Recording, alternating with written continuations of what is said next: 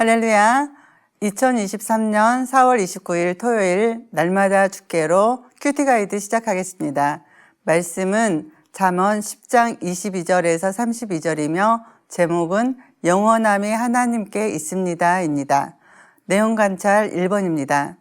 여호와께서 주시는 복은 어떠합니까? 22절입니다. 여호와께서 주시는 복은 사람을 부하게 하고 근심을 겸하여 주지 아니하시느니라. 아멘. 여호와께서 주시는 복은 사람을 부하게 만듭니다. 하나님께서 복을 주시면 사람이 부자가 됩니다. 사람에게 재물 얻을 능력을 주시는 분이 누구입니까? 하나님이라고 말씀하고 있습니다. 명심보감에도 대부는 제천이고 소부는 재근이다 라는 말이 있습니다. 큰 부자는 하늘의 뜻에 있고 작은 부자는 근면함에 달려있다는 말입니다.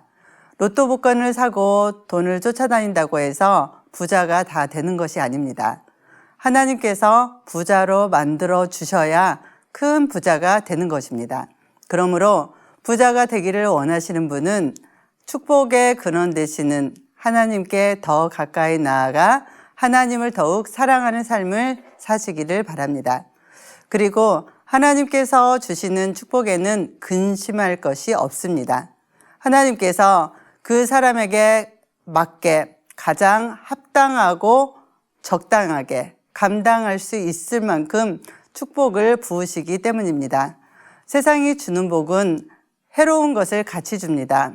우리가 먹는 음식도 농약 찌꺼기나 질병을 일으키는 요소를 가지고 있어서 몸을 해치는 것과 같습니다. 세상적인 방법으로 취한 재물과 풍요는 근심과 걱정과 불안을 안겨주며 결국엔 파멸을 가져옵니다. 내용 관찰 2번입니다. 회오리 바람이 지나가면 악인과 의인은 각각 어떻게 됩니까? 25절입니다. 회오리 바람이 지나가면 악인은 없어져도 의인은 영원한 기초 같으니라. 아멘. 악인과 의인은 삶을 살아가는 형태가 다릅니다. 23절을 보면 악인은 행악으로 낙을 삼는데 낙을 삼는다는 것은 그 사람이 살아가는 형태를 말합니다. 악인들은 악한 일을 하는 것을 즐거워하는데 영화에서 나오는 깡패나 조직폭력배들처럼 항상 악을 행하고 사람을 괴롭히고 또 하늘말마다 남에게 상처를 주어 자기의 능력을 과시하는 것을 낳습니다. 생긴 것은 멀쩡해가지고 참으로 나쁜 집만 찾아서 합니다. 그런데 이런 악인들은 회오리 바람을 만나면 순식간에 사라져 버립니다. 그러나 의인의 삶은 영원한 기초에 남게 됩니다. 왜냐하면 의인은 순원과 같이 깨끗한 말을 하고 또 지혜롭게 삶을 결정하며 그것으로 낙을 삼기 때문입니다.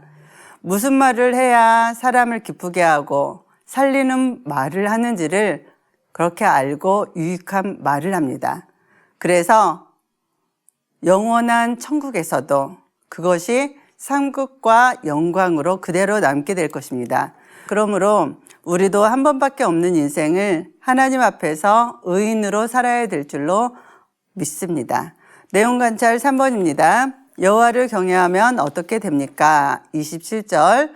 여호와를 경외하면 장수하느니라. 그러나 악인의 수명은 짧아지느니라. 아멘.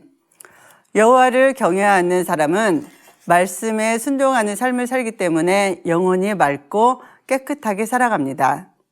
이런 사람은 마음도 평안하고 근심 걱정이 없기 때문에 장수하게 됩니다. 그렇지만 악인들은 항상 악한 일을 도모하기 때문에 거친 말 그리고 거친 행동, 늘 긴장되어 있고 흥분되어 있습니다. 사기꾼들은 자기가 한 거짓말을 다 기억해야 하기 때문에 머리도 좋고 또 눈치도 빨라야 된다고 말들 합니다. 자칫 잘못해서 자기가 기억을 잘못해서 사기치는 일을 그르치지 않으려고 얼마나 안간힘을 쓰며 긴장되는 삶을 살아야 될까요? 그래서 악인들은 수명이 짧다고 합니다. 의인은 하나님의 축복을 받아 이 땅에서도 장수를 누리지만 악인들은 이 땅에서도 평안하게 살지 못하고 하나님이 내리는 진노의 심판을 받아 멸망당하게 될 것입니다. 하나님을 경외하며 살고 믿음으로 사는 것이 장수하는 비결이고 평안하고 행복한 삶을 살아가는 비결임을 믿으시기 바랍니다. 연구와 묵상 4번입니다.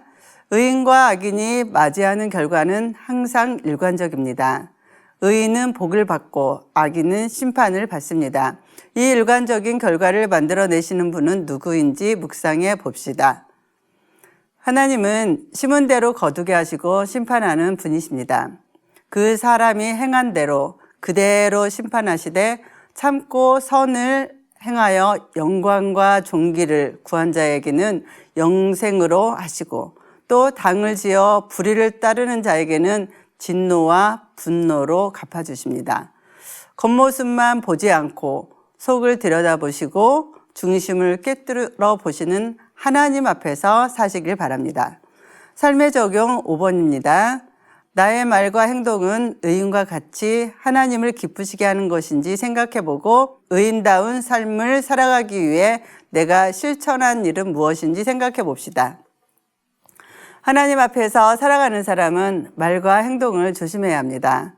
26절의 말씀처럼 나의 게으름과 무책임한 행동 때문에 부리는 사람에게 고통을 안겨주는 사람이 되지 말아야 합니다.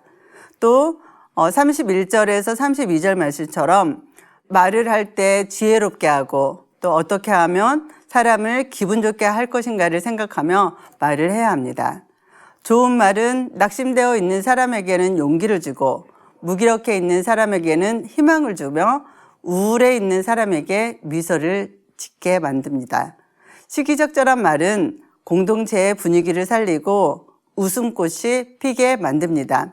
그런데 악인들은 어쩌면 그렇게도 기분 상하게 하는 말을 하고 속을 박박 긁는 소리를 하고 다툼을 일으키는 말들을 하는지 모릅니다.